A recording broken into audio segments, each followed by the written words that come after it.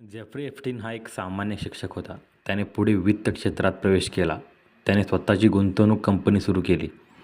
अल्पावधी कालावधीतच तो अब्जाधीश झाला. न्यूयॉर्क, फ्लोरिडा, पॅरिस आणि व्हर्जिन आयलंड याचे स्वतःचे खाजगी बेट होते.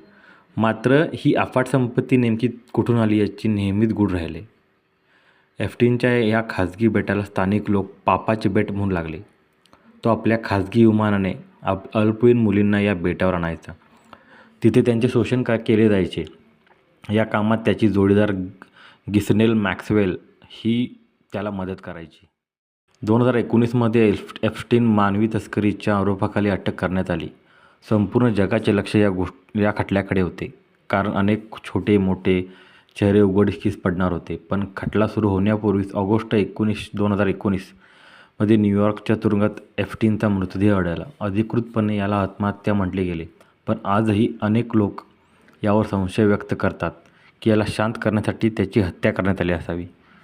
2024च्या सुरुवातीला न्यायालयाने आदेशानुसार अनेक कागदपत्रं सार्वजनिक करण्यात आली, ज्याला आपण एप्स्टीन फाईल्स म्हणतो. यात अशा अनेक लोकांच्या नावांचा उल्लेख आहे ज्यात एप्स्टीनच्या विमानाने प्रवास केला होता किंवा त्याच्या पार्ट्यांना हजेरी लावली होती.